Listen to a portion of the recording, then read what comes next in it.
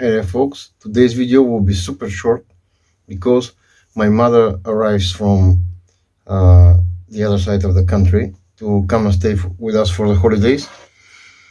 So I wanted to just quickly show you the best Christmas present you can get.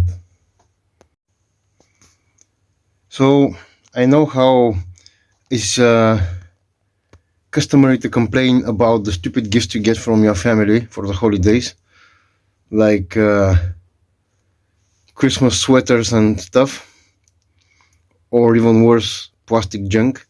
But in our family, the tradition runs to have only food and drink related stuff for Christmas present, and preferably homegrown and homemade. So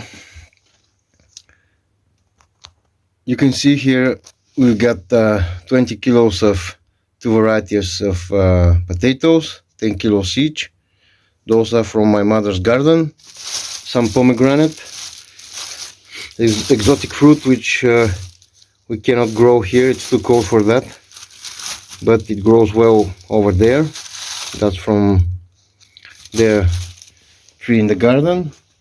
And then we got an assortment of grape and fruit brandy and wine, 3 massive pumpkins, or maybe we call that squash in English, I don't know.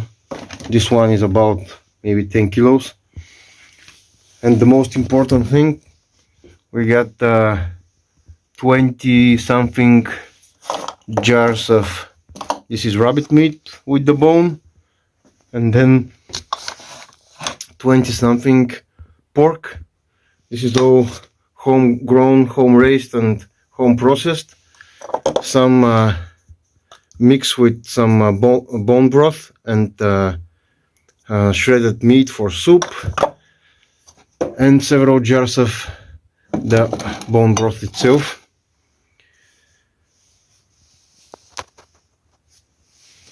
Some perfectly ripe persimmon, and sour pickle baby gherkins, and some jars of this is pickled vegetables. It's called turshia here, from the word turshu, which is a mix of vegetables which are pickled, and some roasted hot peppers with garlic and spices and vinegar, so it's pickled as well.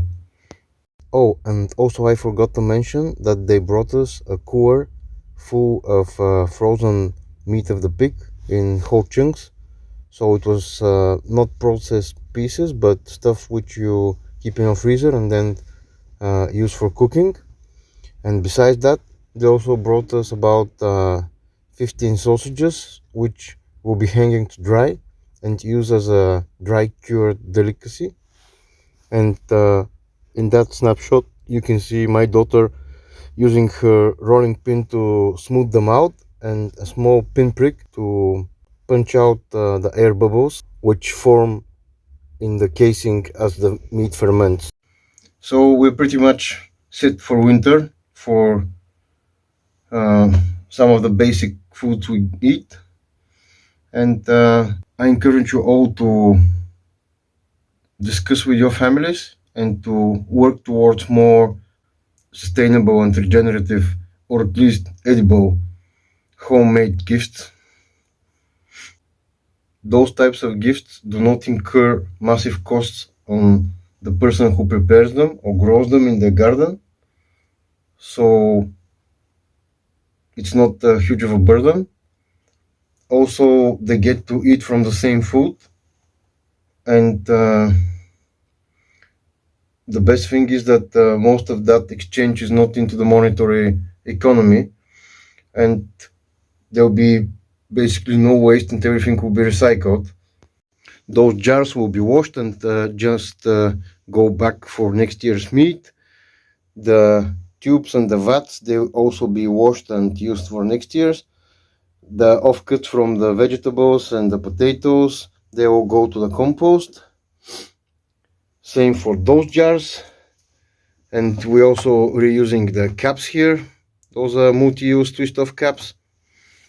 So what you end up is with, you can say, food that is charged with positive intentions because it's been prepared especially for you, and something that I can feed to my family, my kids, knowing that it's being processed in the best way possible.